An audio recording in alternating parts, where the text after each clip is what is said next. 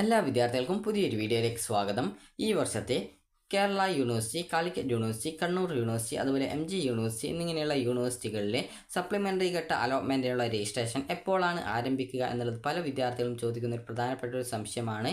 അപ്പോൾ ഇതുവരെ ഡിഗ്രി കോഴ്സുകളിലേക്ക് അപേക്ഷ സമർപ്പിക്കാൻ സാധിക്കാതിരുന്ന വിദ്യാർത്ഥികൾക്കും ആപ്ലിക്കേഷൻ എഡിറ്റ് ചെയ്യാൻ സാധിക്കാതിരുന്ന വിദ്യാർത്ഥികൾക്കും ആപ്ലിക്കേഷൻ എങ്ങനെ എഡിറ്റ് ചെയ്യാം എന്നുള്ളതും ഈ ഒരു വീഡിയോ വഴി മനസ്സിലാക്കാൻ സാധിക്കുന്നതാണ്.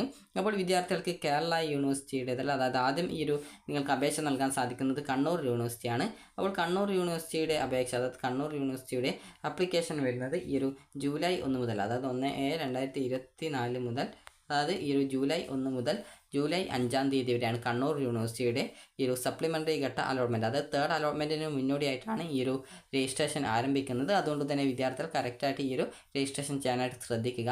അപ്പോൾ രജിസ്ട്രേഷൻ എങ്ങനെ ചെയ്യണം എന്നുള്ള സംബന്ധിച്ചുള്ള നിർദ്ദേശങ്ങളൊക്കെ കണ്ണൂർ യൂണിവേഴ്സിറ്റി.ac.in എന്ന, അതായത് admissions.kannur.university.ac.in എന്ന വെബ്സൈറ്റിൽ കറക്റ്റായിട്ട് ഡീറ്റെയിൽസ് കൊടുത്തിട്ടുണ്ട്. അപ്പോൾ ജസ്റ്റ് അത് നിങ്ങൾ ആ ഒരു വെബ്സൈറ്റിൽ പ്രവേശിച്ച് ആ ഒരു ഡീറ്റെയിൽസ് കറക്റ്റായിട്ട് അറിയാനായിട്ട് ശ്രദ്ധിക്കുക. ഇനി അടുത്തതായിട്ടുള്ളത് അടുത്ത രജിസ്ട്രേഷൻ വരുന്നത്, അതായത് അടുത്തത് വരുന്നത് കേരള യൂണിവേഴ്സിറ്റിയുടേതായിരിക്കും. കാരണം കേരള യൂണിവേഴ്സിറ്റിയുടേത് തേർഡ് അലോട്ട്മെൻറ്റ് വരുന്നത് ജൂൺ 24 തീയതിയാണ് കേരള യൂണിവേഴ്സിറ്റിയുടെ തേർഡ് അലോട്ട്മെൻറ്റ് വരുന്നത്. അപ്പോൾ കേരള യൂണിവേഴ്സിറ്റിയുടെ തേർഡ് അലോട്ട്മെൻറ്റിന് ശേഷം ക്ലാസ്സുകൾ ജൂലൈ 1 തീയതിയാണ് ആരംഭിക്കുന്നത്. നിലവിലെ ഷെഡ്യൂൾ പ്രകാരം ആ ഒരു പുതിയ രജിസ്ട്രേഷൻ, സപ്ലിമെൻ്ററി ഘട്ട രജിസ്ട്രേഷൻ്റെ ഡേറ്റ് വന്നിട്ടില്ല. അപ്പോൾ അത് ജൂലൈ 1 തീയതി മുതൽ ആരംഭിക്കും. അതായത് ജൂലൈ ഏകദേശം 1-2 തീയതികളിലായിട്ട് ആരംഭിക്കാനാണ് സാധ്യത.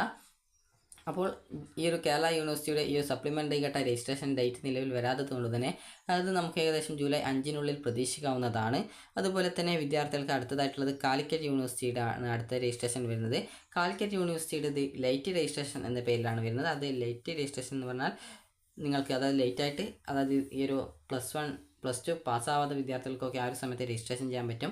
അപ്പോൾ ആ ഒരു രജിസ്ട്രേഷൻ കാലിക്കറ്റ് യൂണിവേഴ്സിറ്റിയുടേത് വരുന്നത് 15/2024 മുതൽ 18/2024 വരെയാണ്. അപ്പോൾ അതായത് 15 മുതൽ 18/2024, അതായത് ജൂലൈ 15 മുതൽ ജൂലൈ 18 വരെയാണ്.